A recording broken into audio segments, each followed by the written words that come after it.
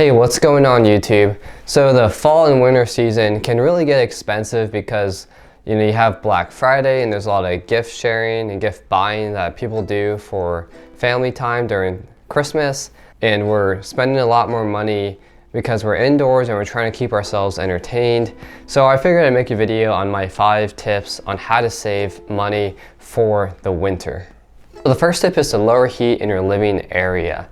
And basically what this means is that you have your internal temperature of your house, your apartment, or wherever you're staying at or working at, have that temperature inside be lower. So if you have it at 70, try setting it at 67. And to compensate for the lower heat that you may have inside the building you're in, just wear more jackets. That really can help. Jackets, once you have it, it's not going to cost you anything to continuously wear it. So that's basically free heat that you can use from your body to just literally retain from having layers on that'll keep you from having to turn on the heater. In addition, something else you could do is continuously drink hot liquids. This will prevent you also from just getting sick in general, but it'll also raise that internal temperature of your body. And if you can also do this, I would recommend doing some exercises in place of where you are. I know this is going to also just elevate your temperature, elevate your heart rate, keep you healthy, and keep you warm so that when the temperature is cooler inside, or let's say you go outside, your body will be more prepared because you're at a warmer state. And another thing too that I do, and I recommend you do too, is that if you're working or living in a spot and it's very open and you have the opportunity of moving to a smaller room to maintain heat, I would encourage that. Something that I do personally, which is probably one of the greatest things I've done from this year to last year, was that I moved all my computer stuff into a bedroom instead of a living room. And the thing is, if in the living room, it's a lot more open setup, a lot more spacious, and that living room also has vaulted ceilings. And so it was really hard to maintain heat because it was always just going up to the ceiling. But now that I moved all my stuff to a smaller room, I can have a small heater in place that just heats up a small room, perhaps 10 by 10 versus, living rooms that can be 20 by 15. So there's a lot more space that you would have to heat in the living room, which does cost and take a lot longer to warm up. So if you're going to use a heater, why not put it in a spot that's really cozy and it heats up faster and cheaper at the same time. In addition, good for just mental mental growth and just mental sanity. You can also just open your blinds throughout the day, and that's going to allow for more sunlight in so that it does heat up your home much quicker than having the blinds closed, since that doesn't allow heat to come inside. Number 2, I would recommend lowering the amount of hot water in your water tank. And this can be really simple. I would recommend lowering it by at least a little at a time so you know what the increments are and you can really feel the difference if you can notice that difference. What I've done for myself too is I just lower the water heater, and the next day you can really see how long it takes for the water to come into your hot water valve, or if you run out during the shower. But having less hot water in your water tank will mean that there's less propane or electricity, whatever tank you have, is used to heat up that water. So it's going to lower your cost of bills over time because you're not having to heat up this excessive amount of water that is not really used. In addition, you can just take shorter showers, and that also helps too because it uses less water and you're using less of the hot water at the same time. So basically, on top of that too, you actually save time because you're not spending as much time in the shower. So that's essentially a win-win. Lower cost, more time for yourself, and you can go ahead and do other things. Number 3, buy less gifts or cheaper gifts.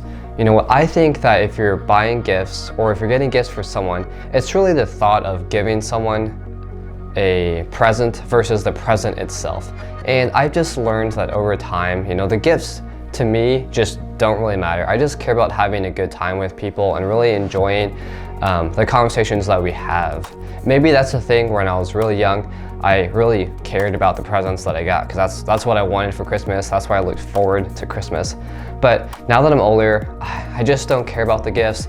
Maybe it's just me having this minimalism, simplicity type of lifestyle. Like, I just don't want to have to worry about so much clutter in my life. Something that I've been thinking about too is that if you have all this expensive stuff, let's say you got a lot of things, you're probably going to be a little bit concerned about all those items. So when you go home every day, you might think, wow, someone could break into my house and take all these items, and that's going to put a lot of unburdened stress on you.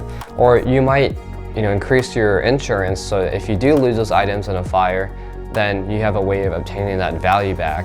But for me personally, I just think that if you have a simple life with low cost of items, you don't really have to worry about losing anything, because really it's just a small amount of money anyways, and there's just less clutter, so you have more space to just live and have that real basic lifestyle and really just get things done that you really care about.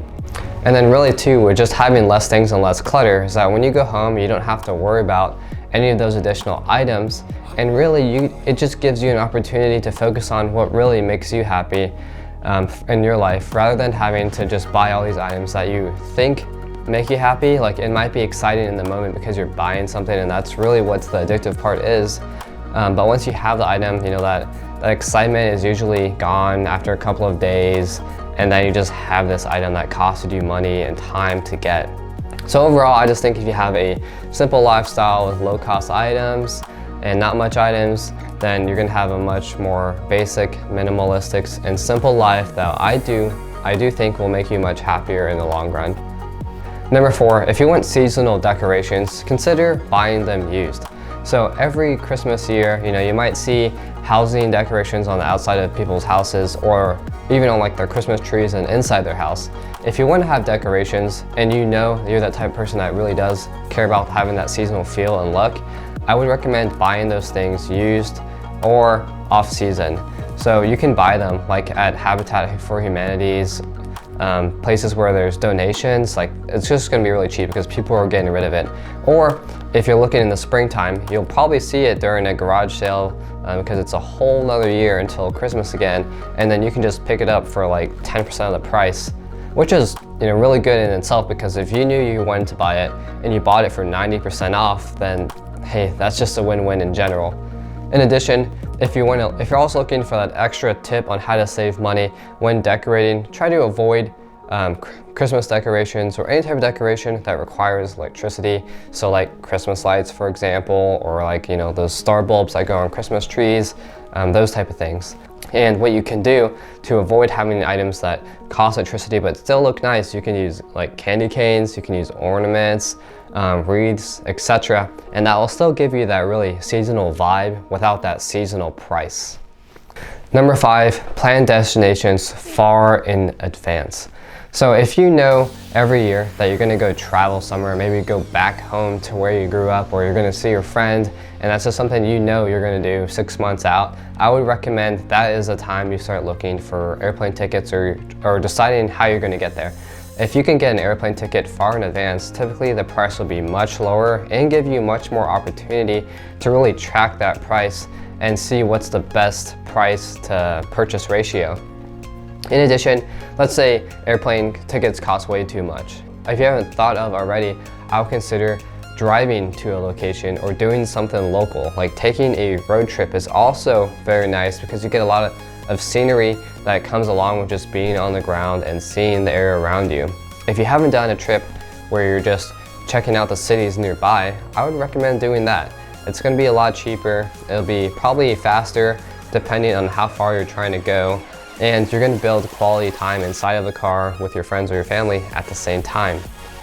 So there you have it, guys. Those are my 5 overall tips on how to save money for the winter.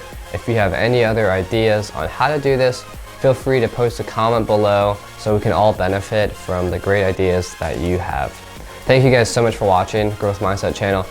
Also, we hit 100 subscribers. Just again, wanted to say thank you so much for helping this channel grow to 100 subscribers. That was one of my 1-year goals for starting this channel, and we got there early. So thank you guys so much for doing that, and please do me a favor by liking, subscribing, and sharing this video with one of your friends, and I'll catch you guys all on the next one. Bye.